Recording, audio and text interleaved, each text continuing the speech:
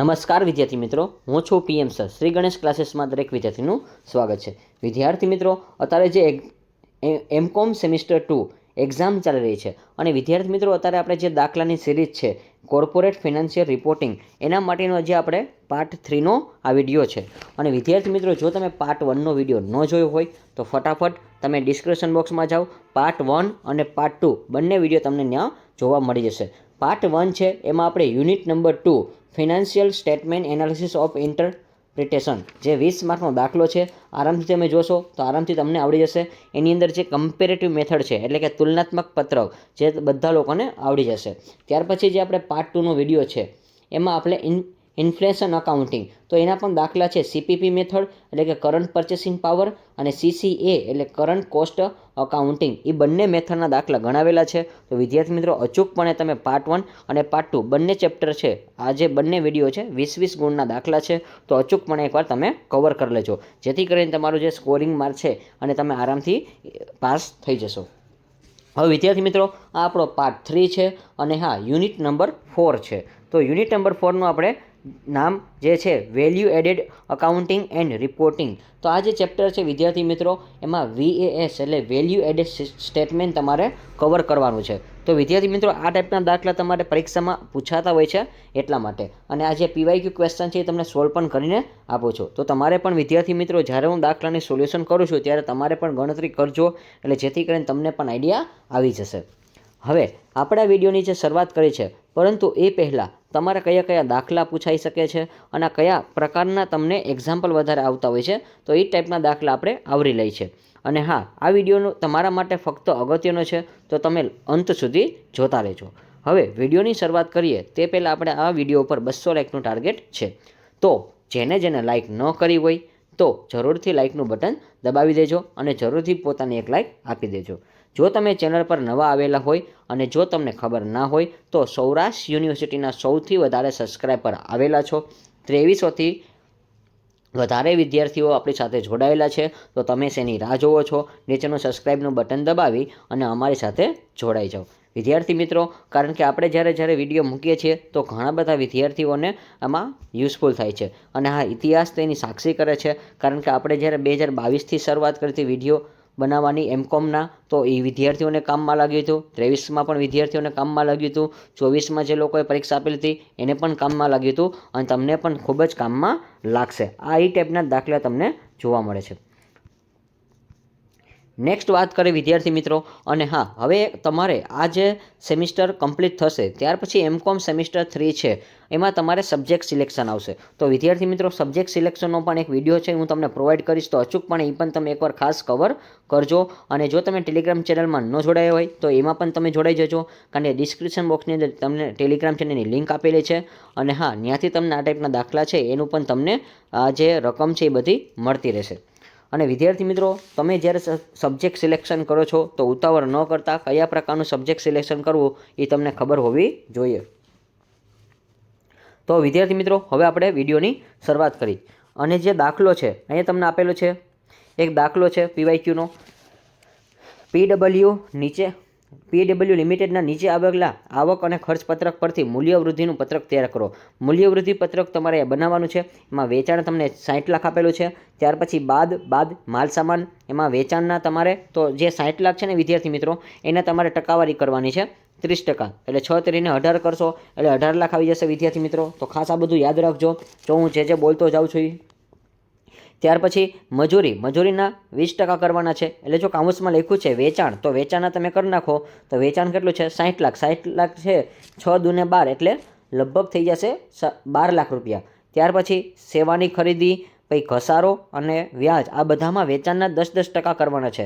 તો 10% કરો એટલે લગભગ બધામાં 6 લાખ આવી જશે. તો વિદ્યાર્થી મિત્રો, આ રીતે તમારે કરવાનું છે અને એનો સરવાળો કરશો તો તમારે ડાયરેક્ટલી 6 અને 8નો ગુણાકાર કરો તો પણ 48 લાખ આવી જશે. નેક્સ્ટ, અને વિદ્યાર્થી મિત્રો, આનું સોલ્યુશન પણ તમને હમણાં આપીશ જ, ટેન્શન ન લેતા. પછી કરવેરા પહેલાંનો નફો. તો વિદ્યાર્થી મિત્રો, કાંઈ નથી, જો સિમ્પલ આ કોષ્ટક છે એ કવર કરવાનું છે.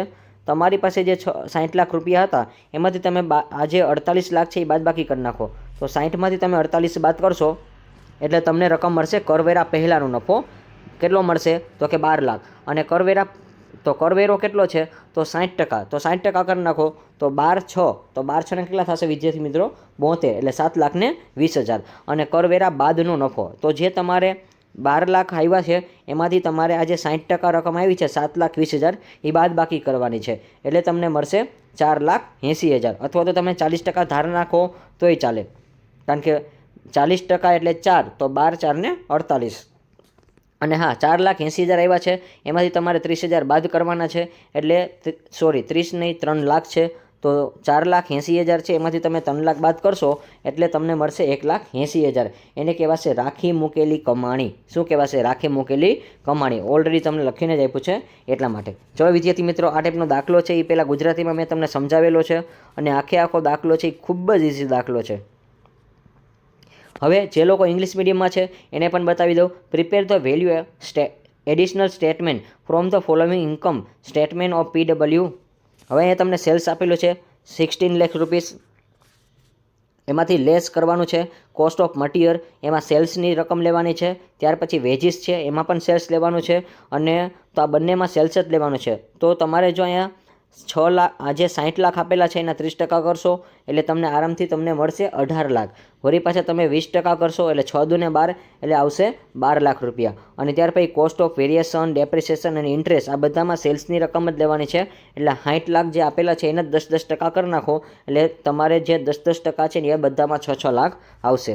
ત્યાર પછી 80% તો તમને કરીને જ આપ્યા છે, 8 અને 6નો ગુણાકાર કરી નાખો એટલે 48 લાખ આવી જશે. અને હા એમાંથી 60 લાખ જે છે એમાંથી તમારે 48 લાખ બાદ બાકી કરવાની છે, એટલે પ્રોફિટ બિફોર ટેક્સ એટલે PBT કહેવાશે.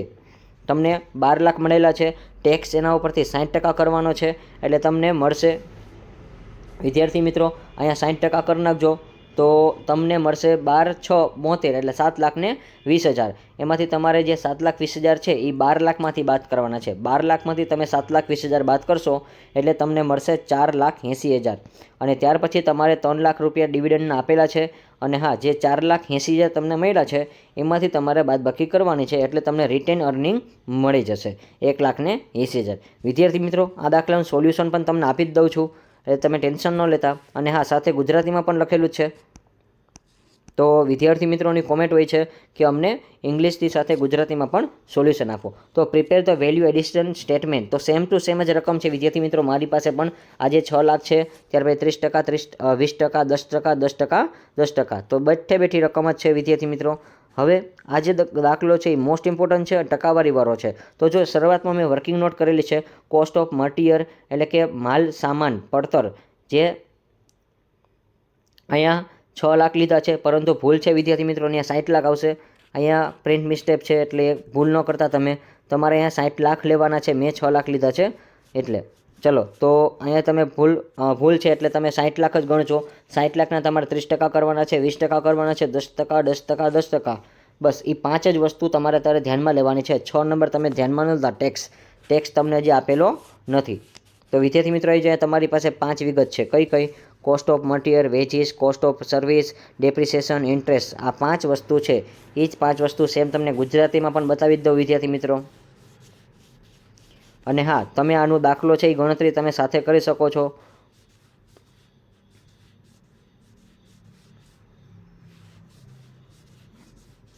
ચલો અહીંયા 5 વસ્તુ આપેલી છે. માલ સામાન પડતર છે, મજૂરી, સેવાની ખરીદી, ઘસારો અને વ્યાજ. આ બધામાં તમારે વેચાણ જે છે તમારી પાસે 60 લાખ રૂપિયા એ જ ધ્યાનમાં લેવાનું છે. ચલો આઈ હોપ કે બધા લોકોને ખબર પડી ગઈ છે.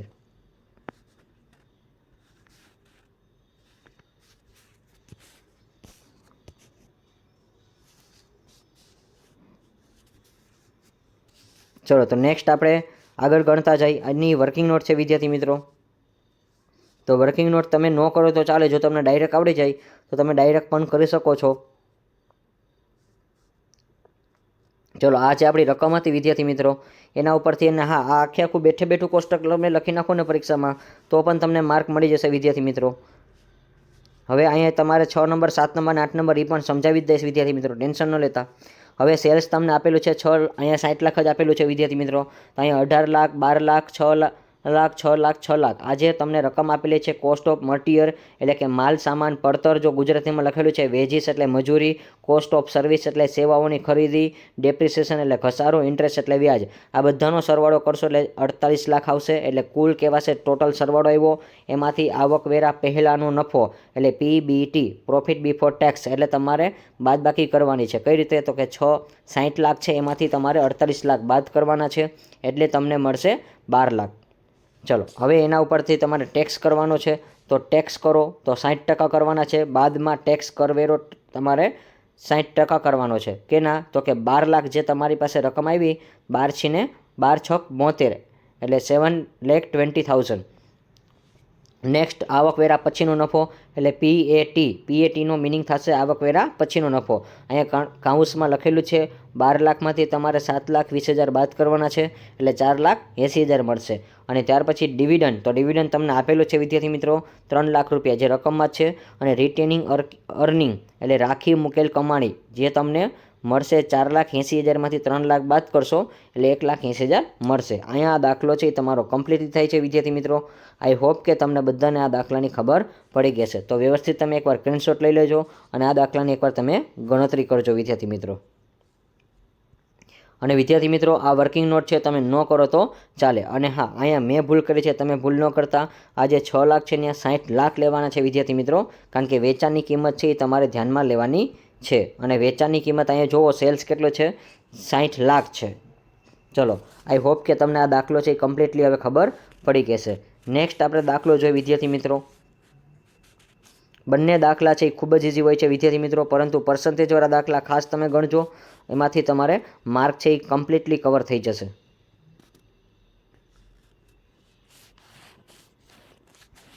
ચલો વિદ્યાર્થી મિત્રો, અહીંયા પણ તમને કોષ્ટક આપેલું છે, પરંતુ અહીંયા જે કોષ્ટક માં તમારે વિગત જે છે એ બધી તમારે સ્ટેપ બાય સ્ટેપ છે એ લખવાની હોય છે. તો વિદ્યાર્થી મિત્રો અહીંયા તમને સ્ટેપ આવડવા જરૂરી છે. આ દાખલો તમે ગણો છો તો તમને સ્ટેપ યાદ હોવા જોઈએ.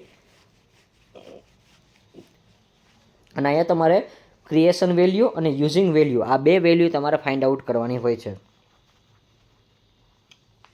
હવે દાખલાની શરૂઆત કરી. ડીડી કંપની લિમિટેડ આવક અને ખર્ચ અને પત્રક મૂલ્યવૃદ્ધિ પત્રક તૈયાર કરો. તમારી પાસે વેચાણ તમારી પાસે કેટલું છે, 24 લાખ રૂપિયા આપેલું છે. માલ સામાન, પડતર, મજૂરી, વીમા પ્રીમિયમ, ઓડિટ ફી, ઘસારો, વ્યાજ આ બધાની રકમ તમને આપેલી છે. માલ સામાનમાં 80 લાખ આપેલા છે, મજૂરીમાં તમને 6 લાખ આપેલા છે, વીમા પ્રીમિયમમાં 1 લાખ, ઓડિટ ફીમાં 40, ઘસારો 1 લાખ, વ્યાજ 1,60,000. આ બધાનો સરવાળો 18 લાખ થાય છે. 24માંથી 18 બાદ કરો એટલે તમને 6 લાખ મળશે. 50% કરવેરા અગાઉનો નફો છે અને એમાં કરવેરો તમારે 50% કરવાનો છે. તો કરવેરો કરશો એટલે 6ના અડધા થઈ જશે 3 લાખ. અને પછી બાદબાકી કરવાની છે. 6માંથી તમે 3 બાદ કરો તો 3 લાખ મળશે. ત્યાર પછી ડિવિડન્ડ તમને આપેલું છે 1 લાખ અને રાખી મૂકેલ કમાણી. ચલો તો અહીંયા તમને ઊંધું છે, કોષ્ટક તૈયાર આપેલું છે, એના ઉપરથી તમારે બે વેલ્યુ ફાઇન્ડ આઉટ કરવાની છે, ક્રિએશન અને યુઝ વેલ્યુ. હવે આ જે દાખલો છે એ પહેલાં ઇંગ્લિશમાં પણ કરાવી દઉં ટ્રાન્સલેટ, એટલે કોઈ પણ વિદ્યાર્થીને પ્રશ્ન જ ન થાય. પ્રિપેર ધ વેલ્યુ એડિશનલ, આ નહીં, આ તો પર્સન્ટેજવાળો છે.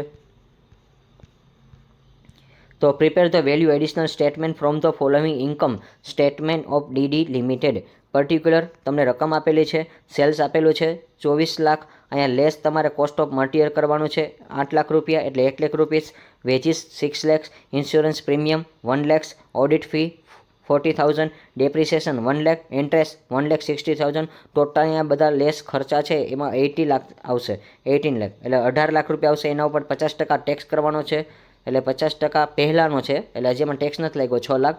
એમાં 6 લાખમાં ટેક્સ કરો 50% એટલે 3 લાખ. અને તમારે 6માંથી 3 બાદ કરો 3 લાખ મળશે. ડિવિડન્ડ છે 1 લાખ રૂપિયા અને રિટેનિંગ અર્નિંગ 2 લાખ રૂપીસ. હવે આના બેઝ ઉપર આપણે દાખલો ગણી. તો વિદ્યાર્થી મિત્રો હવે મારી પાસે જે રકમ હશે એમાં ચેન્જિંગ હશે, પરંતુ બેઠી જ રકમ હશે, કોઈ જાતનું તમારે ફેરફાર નથી કરવાનો. હું જ્યાં કહું છું ત્યાં જ તમે જોઈ લેજો એટલે તમને આઈડિયા આવી જશે. અને વિદ્યાર્થી મિત્રો વિડીયોને મેક્સિમમ તમે શેર કરો અને હા સાથે સાથે તમે લાઇક પણ કરો, જેથી કરીને લાઇક કમ્પ્લીટ કરશો તો અમને પણ છે એ આવી રીતે વિડીયો છે એ તમને MCOM SEM 3 છે એમાં પણ તમને સ્પીડલી મળી જશે. તો વિદ્યાર્થી મિત્રો આપણી પાસે જે રકમ છે અહીંયા prepare the value add the statement from the following income expenditure statement of the Harbhajan co limited income expenditure statement of the year end 31st March 2040 particular આપેલું છે. હવે અહીંયા તમને રકમ આપી છે. સેલ્સ એટલે 12 લાખ રૂપિયા આપ્યા છે. Cost of material, veggies, insurance premium, audit fee, depreciation અને ઇન્ટરેસ્ટ, આ બધાનું ગુજરાતી આપણે ઓલરેડી ઉપર આપેલું છે. 4 લાખ રૂપિયા, 3 લાખ રૂપિયા. તો જો વિદ્યાર્થી મિત્રો, મારી પાસે જે રકમ છે એની લગભગ તમને ખબર હોવી જોઈએ. કેવી છે એ ખાસ તમે કોમેન્ટમાં જણાવજો. મને તો આઈડિયા છે, પરંતુ તમે કોમેન્ટમાં જણાવજો. હજી એકવાર તમને એવું લાગે તો રકમ બતાવી દો, એટલે તમને ખબર પડી જાય. મારી પાસે 12 લાખ છે, પછી 4 લાખ છે, 3 લાખ છે, 50,000, 20,000, 50,000, 80,000 અને અહીંયા 9 લાખ રૂપિયા છે મારી પાસે. ત્યાર પછી 9 છે, 12માંથી મેં 9 બાદ કર્યા એટલે 3 લાખ મળે. 3 લાખમાં તમારે 50% કરવાના, એટલે તમને 1,50,000 મળી જાય. 1,50,000 છે, 3માંથી 1,50 બાદ કરો એટલે 1,50,000 મળશે. અને ડિવિડન્ડ છે એ 50,000 મળશે. અને રિટેનિંગ અર્નિંગ એટલે રાખી મૂકેલ કમાણી છે 1 લાખ રૂપિયા મળશે. તો વિદ્યાર્થી મિત્રો, કોમેન્ટમાં ખાસ જણાવો. હું તમને જે રકમ બતાવું છું, મારી રકમ અને જે આ PYQ ક્વેશ્ચન છે એ રકમમાં શું ડિફરન્સ છે, ખાસ તમારે કોમેન્ટમાં જણાવવાનું છે વિદ્યાર્થી મિત્રો. જો તમને રકમ પણ બતાવી દઉં એકવાર, એટલે તમને આઈડિયા આવે.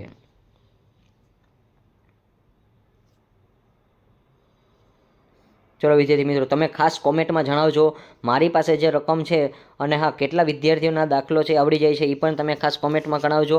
અને આપણી જે મેથડ છે સમજાવવાની એ પણ તમે ખાસ કોમેન્ટમાં જણાવજો. તો વિદ્યાર્થી મિત્રો, પહેલાં ગુજરાતીમાં બતાવ્યું, વળી પાછા ગુજરાતી મીડિયમના વિદ્યાર્થી હોય છે ગભરાઈ જાય છે કે સાહેબ ઇંગ્લિશમાં હોય તો અમને કેમ જવાબ દેવો, એટલે ગુજરાતીમાં પણ બતાવી જ દઉં છું વિદ્યાર્થી મિત્રો. જો અહીંયા 24 લાખ છે, તો હવે મગજમાં ઉતારજો. 24 લાખ, અહીંયા 8 લાખ છે, અહીંયા 6 લાખ છે. જો એનો સ્ક્રીનશોટ લઈ લો, બરાબર એકવાર રકમને તમે સરખાવો એટલે ખબર પડી જશે. 1 લાખ, પછી ઓડિટ ફી 40,000 છે, ઘસારો 1 લાખ છે, વ્યાજ 1,60,000 છે. બસ સીમિત અહીંયા સુધી રાખીએ આપણે. અહીંયા 24 છે, આટલામાં તો હવે તમને બધાને ખબર પડી જ જવી જોઈએ કે આપણી પાસે રકમ કેવી છે. તો મેં કઈ કોમેન્ટમાં જણાવજો મારી રકમ કેવી છે, એ હાફ છે કે ડબલ છે, એ તમારે ખાસ કોમેન્ટમાં જણાવવાનું છે. ચલો, તો આ દાખલો છે એ બધા ઇંગ્લિશ મીડિયમના વિદ્યાર્થીઓ તો ફટાફટ જોઈ લેજો, એટલે કારણ કે તમારો આઈડિયા જ હોય છે એટલા માટે. નેક્સ્ટ આપણે આગળ વાત કરીએ વિદ્યાર્થી મિત્રો. હવે આ દાખલાની ગણતરી કરવાની છે, તો ગણતરી આપણે સ્પીડમાં જોઈ લઈ એટલે બધા લોકોને ખબર પડી જશે અને આરામથી બધાને આવડી જશે. તો વિદ્યાર્થી મિત્રો, હવે દાખલાની જે શરૂઆત છે એ કરી છે, તો તમે સ્ટાર્ટ રાખજો લખવાનું સાથે સાથે. અને બધી વસ્તુ છે એ તમે અહીંયા આ જ બતાવીશ વિદ્યાર્થી મિત્રો. આનું ગુજરાતી તમને આપી દઈશ, તમે ટેન્શન ન લેતા.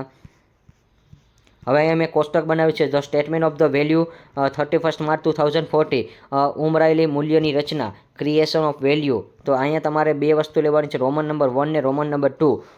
સેલ્સ લેવાનું છે અને રિસીવ ઇન્કમ લેવાની છે.